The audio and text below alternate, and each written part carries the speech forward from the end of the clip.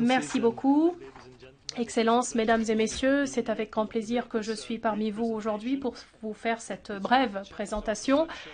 C'est vrai que c'est assez difficile de prendre la parole après avoir entendu autant d'intervenants talentueux et autant de remarques riches. Et puis je veux dire que moi j'ai un petit peu faim après avoir vu toutes ces photos d'aliments et de nourriture. Mais bon, moi ma présentation est un petit peu plus générale. Comme vous l'avez rappelé, Monsieur le Président, j'ai participé au lancement de l'Alliance internationale contre le changement climatique et je dois dire que les présentations que l'on a entendues ce matin s'intègrent tout à fait à cette démarche. Cette alliance a été lancée en 2007 à l'occasion de la CDP à Bali. Bali est une petite île qui fait partie d'un plus grand pays, mais une petite île. Et l'objectif de ce lancement était d'établir une coopération plus étroite entre l'Union européenne et les pays en développement les plus vulnérables, et plus particulièrement les PMA et les PEID. Les PEID ont donc été identifiés comme groupe cible de nos efforts. Deux piliers,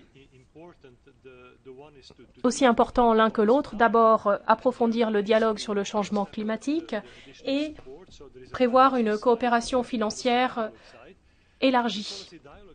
Donc vous avez un volet financier et un volet politique. Je reviendrai sur le volet politique à la fin de mon intervention. Dans le cadre des négociations sur le climat, la position de l'Union européenne a, disons, été la plus progressiste parmi les pays développés. Malheureusement, nous ne sommes pas toujours soutenus par ceux qui, très probablement, bientôt, dans une grande mesure, souffriront directement des conséquences du changement climatique, c'est-à-dire les PEID. Ceci étant dit, dans le cadre de ce dialogue, nous avons pu rédiger des déclarations communes. Je ne vais pas rentrer dans le détail parce que nous n'en avons pas le temps. Ces déclarations communes, par ailleurs, sont disponibles sur notre site Internet. Donc, déclaration conjointe, la première signée avec les Caraïbes, puis avec la région Pacifique, l'Afrique dans son ensemble, le groupe ACP et les PMA asiatiques.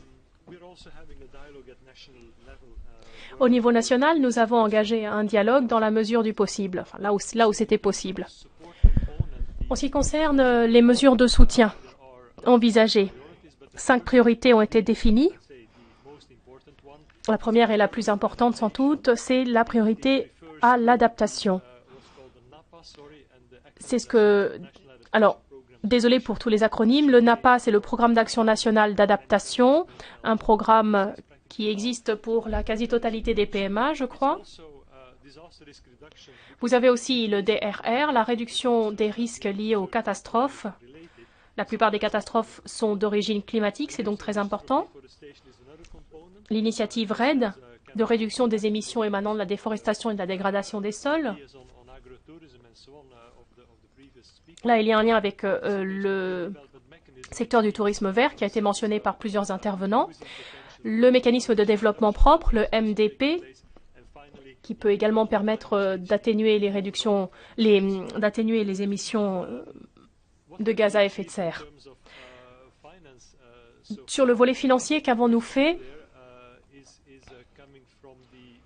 D'abord, vous avez des fonds supplémentaires provenant du budget communautaire et plus particulièrement du programme thématique consacré à l'environnement et aux ressources naturelles. Donc, une enveloppe de 185 millions d'euros supplémentaires a été allouée.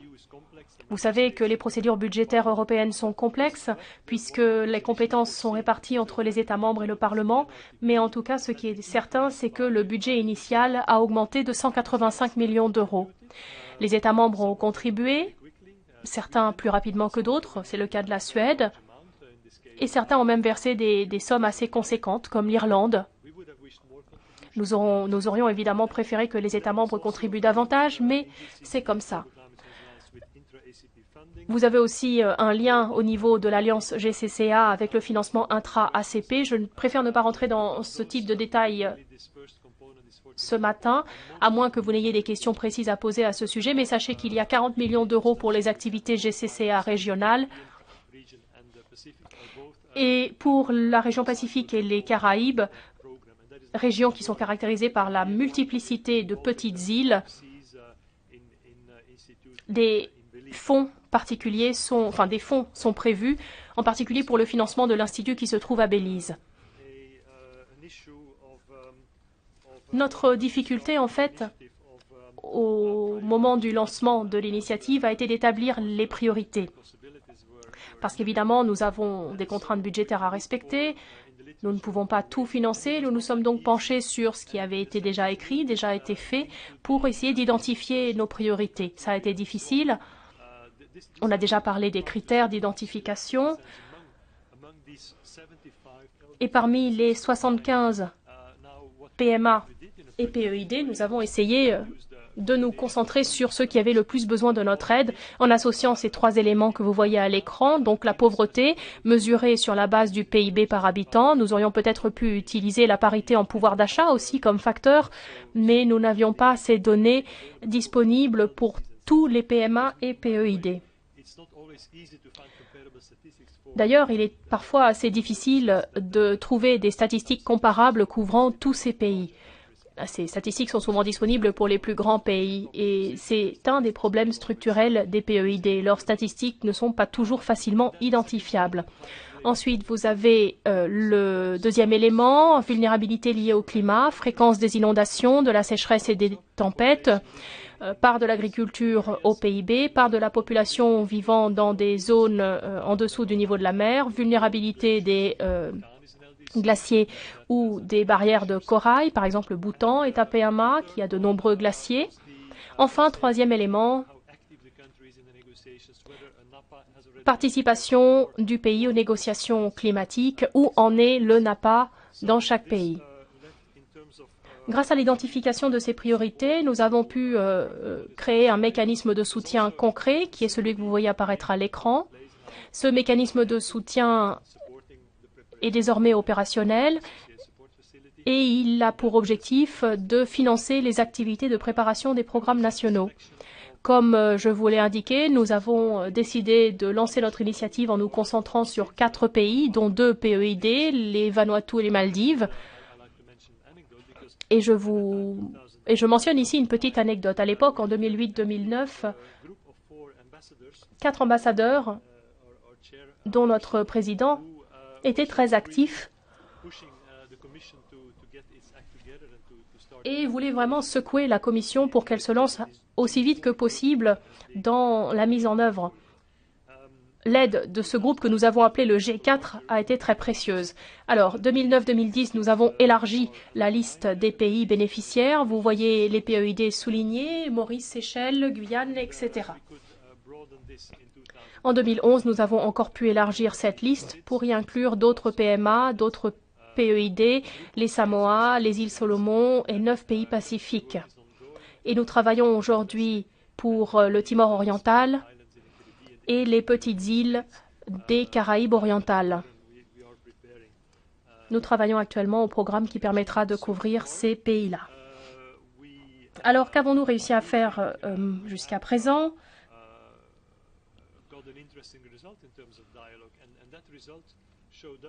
Je crois que nous avons réussi à approfondir le dialogue avec la majorité des PEID et cet approfondissement a été plus particulièrement visible à la fin de la CDP de Durban, puisque le compte-rendu de cette réunion précisait bien que c'est grâce à l'alliance conclue entre l'Union européenne, les PEID et les PMA et la déclaration conjointe qu'un accord a pu être atteint à la toute dernière minute.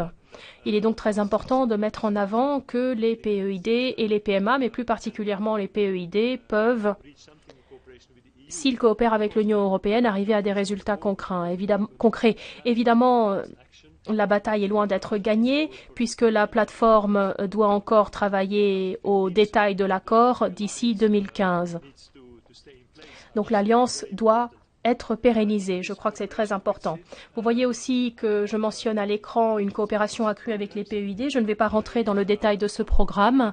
Je voulais simplement rappeler l'existence de programmes très intéressants comme celui que nous avons avec la Guyane pour la protection des mangroves dans la lutte contre les inondations. C'est donc un effort tout à fait écologique pour protéger Georgetown. Mais il y a un lien là aussi avec le tourisme vert, et la production de denrées alimentaires, puisque grâce aux mangroves, du miel peut être produit dans la région et vendu par la suite. Les négociations climatiques sont liées à des questions très concrètes de revenus des populations, de conditions de vie des populations. Alors nous avons beaucoup travaillé sur ces modalités d'appui budgétaire qui doivent arriver ou déboucher sur des résultats concrets. Dans certains pays, ça a bien fonctionné, comme aux Seychelles, comme à l'île Maurice. Les efforts sont en cours dans les îles Solomon, au Bhoutan. Ce n'est pas un PEID, mais c'est un pays très vulnérable. Bref, ces mesures de soutien budgétaire, lorsqu'elles s'articulent adéquatement avec les actions gouvernementales, sont une bonne façon, je crois, de mettre en pratique les principes de bonne coopération. Quelles sont les prochaines étapes? Eh bien, comme je vous l'ai déjà rappelé, nous avons coopéré avec certains États membres sur ces questions, mais nous aimerions élargir la liste des donateurs. Pour l'instant, les initiatives en faveur du climat sont un petit peu dispersées et je dois dire qu'on s'y retrouve assez difficilement. Peut-être qu'une position commune de l'Union européenne serait la bienvenue. Nous poursuivrons le dialogue entamé à la CDP de Durban. Nous devons faire aboutir les projets concrets que nous avons lancés. J'ai été assez étonnée de voir que récemment, par rapport à d'autres initiatives, puisqu'elles sont nombreuses, par exemple le programme pilote sur la résilience au climat, qui est né en même temps que notre initiative, est déjà associé à de nombreux engagements. Par contre, il y a très peu de décaissements concrets. Donc là, les choses avancent beaucoup moins vite que pour le GCCA. Je crois que c'est utile de le rappeler,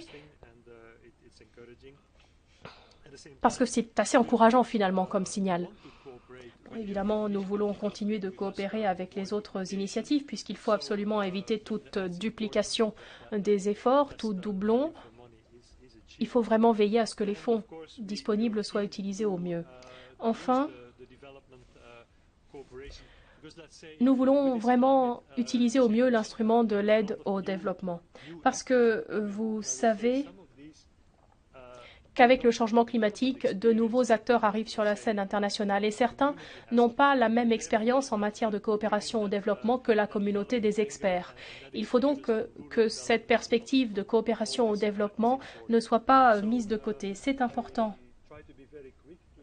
Voilà, j'ai essayé d'aller très rapidement pour respecter autant que possible le temps de parole qui m'avait été imparti. Merci.